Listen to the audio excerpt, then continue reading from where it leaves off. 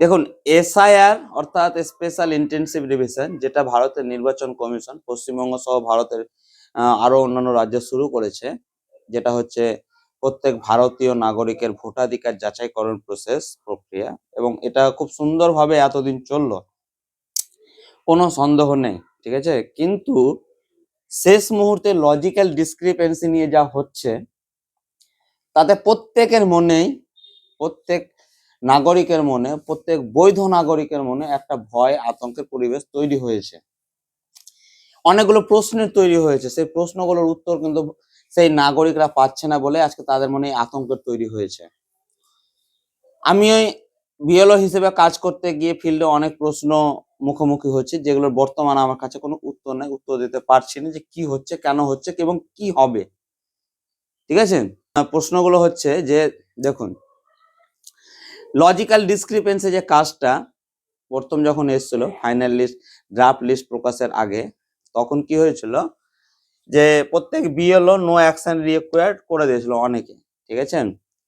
আচ্ছা, তারপরে কি এলো, আবার ফিরে এলো যখন, তখন কি হলো, বিএলও আন্ডারটেকিং, সেটাও করে দিল অনেক বিএলও, যে হ্যাঁ আমি ওকে চিনি, জানি, এর সবকিছু ঠিকঠাক আছে, লোকটা বৈধ, ঠিক আছে। আচ্ছা, তারপরে কি এলো, এখন আসছে নোটিশ। এই যে নোটিশের পর্বটা, এবার দেখুন, এই নোটিশের উপরে কারণ লেখা থাকছে।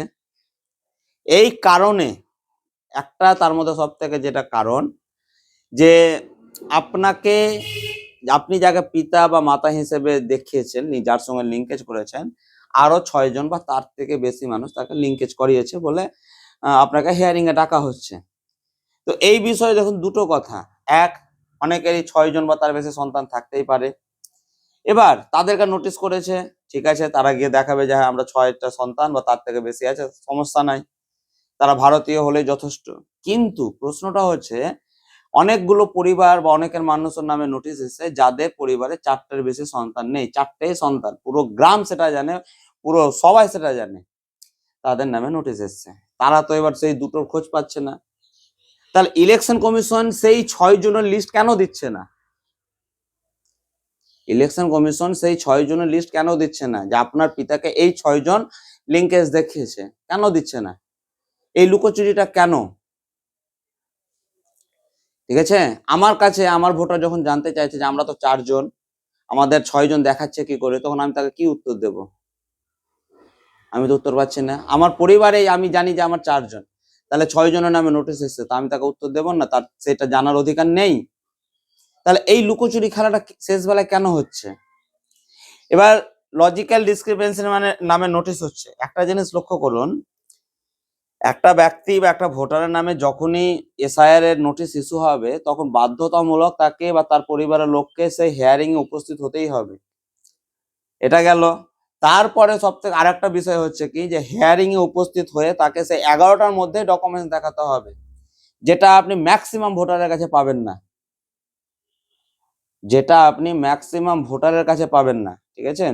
আচ্ছা, তাহলে তার ভবিষ্যৎটা কি হবে সেটা তো অনিশ্চিত, সেটা নিয়ে কোনো নির্দিষ্ট গাইডলাইন নাই। তাহলে কি হবে? সে তো বৈধ ভোটার, বিএলও আন্ডারটেকিং দিয়েছে, যে বুথ লেভেল অফিসার, যে হ্যাঁ সে বৈধ, সে ভারতীয় নাগরিক, তার ডকুমেন্টস ভুল আছে সেটা পরের বিষয়, কিন্তু সে তো বৈধ নাগরিক। তাহলে তার ভবিষ্যৎটা কি হবে? তার সিদ্ধান্ত, ভবিষ্যৎ নির্ভর করছে এই আর ওদের হাতে। এটা গেল। আচ্ছা, ডকুমেন্টস, অন্য ডকুমেন্টস আপলোডের কোনো অপশন নেই, অন্য ডকুমেন্টস গ্রহণযোগ্য নয়। কালকে দেখলেন যে অ্যাডমিট কার্ডকেও রিজেক্ট করেছে, যে অ্যাডমিট কার্ড আমাদের পশ্চিমবঙ্গের প্রত্যেকটা অফিসিয়াল কাজে ব্যবহার করা হয়, সেই অ্যাডমিট কার্ড গ্রহণযোগ্য নয়। আমি সেন্ট্রাল গভর্নমেন্টের রুলসে যাচ্ছি না, আধার কার্ডে কি নিয়ম আছে সেটা যাচ্ছি না, কিন্তু পশ্চিমবঙ্গ, এটা পশ্চিমবঙ্গ, ঠিক আছে, এখানে আধার কার্ডের ওপরে সবকিছু হয়, আধার কার্ডের ওপরে সবকিছু হয়। আর আইন মানুষের জন্য, মানুষ আইনের জন্য নয়। আইন তৈরি হয়, আইনের কনসেপ্ট এসছে মানুষের জন্য, আইন তৈরি হয়েছে মানুষের জন্য, আইনের জন্য মানুষ নয়, আইনের জন্য মানুষ নয়, ঠিক আছে। তো এই যে উত্তর নাই, সেই 6 সন্তানকে কেন উত্তর নাই? তো 6 জনের, এবং তার থেকে বড় বিষয় হচ্ছে যে 6 জন বা 7 জন বলছে ইলেকশন কমিশন, তাদের প্রত্যেকের নামে কি নোটিশ গেছে সেটা কিভাবে জানবো? সেটাও জানছি না। এই যে একটা ধোঁয়াশা, 2 নম্বর দেখুন, বানান ভুলের কারণে যে হিয়ারিং এর নোটিশ আসছে, যে আগে কারো বাবার নাম ছিল জাবেদ আলী শেখ, এখন শেখ জাবেদ আলী হয়েছে, তার জন্য নোটিশ। কারোর নামে নুরুল ইসলাম, মাঝখানে স্পেস ছিল না বলে নোটিশ আসছে। এটা কেন আসবে নোটিশ হিয়ারিং এর?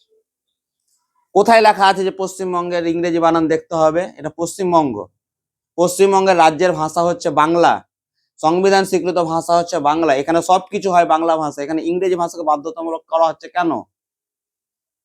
এখানে মানুষের নাম রাখা হয় বাংলা ভাষায়, মানুষের কথা হচ্ছে বাংলা, মানুষের মেন ভাষা মাতৃভাষা হচ্ছে বাংলা। তো বাংলা বানান বাংলা ভাষাকে দেখে কেন সব কাজ করা হচ্ছে না? ইংরেজি বানানকে বাধ্যতামূলক করা হচ্ছে কেন? কোন আইনের ভিত্তিতে? কোন আইনের ভিত্তিতে ইংরেজি বানানকে বাধ্যতামূলক করা হচ্ছে? এই প্রশ্নটা কেন করা হচ্ছে না আর এটার উত্তর কেন পাওয়া যাচ্ছে না? ঠিক আছে,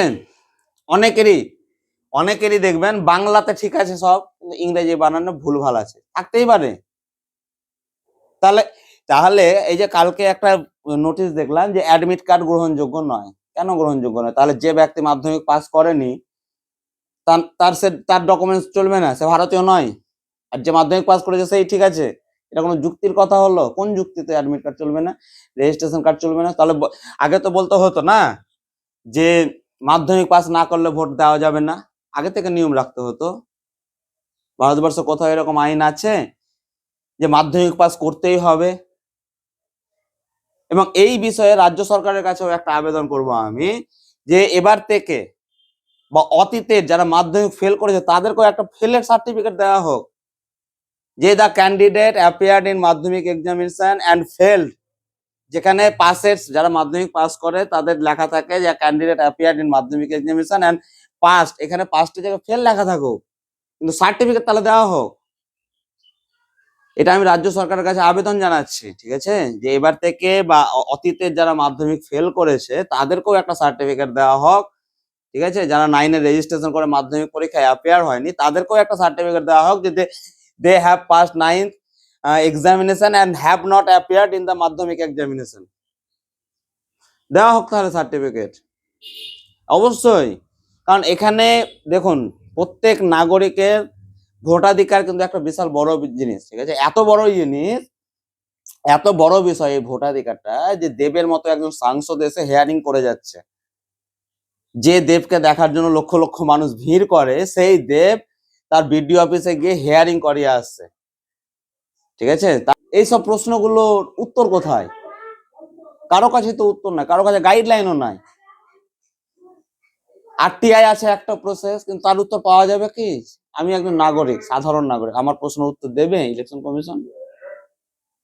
আমার তো সুপ্রিম কোর্ট হাইকোর্ট পর্যন্ত যাওয়ার ক্ষমতা প্রত্যেক নাগরিকের নাই, জনসাধারণের সেই ক্ষমতা নেই। একটা হাইকোর্টে কেস লড়ার মতো, সুপ্রিম কোর্টে কেস লড়ার মতো ক্ষমতা জনসাধারণের নেই। তাহলে জনপ্রতিনিধি যারা রয়েছে তাদের কি কাজ রইলো, তাদের ভূমিকাটা কি রইলো?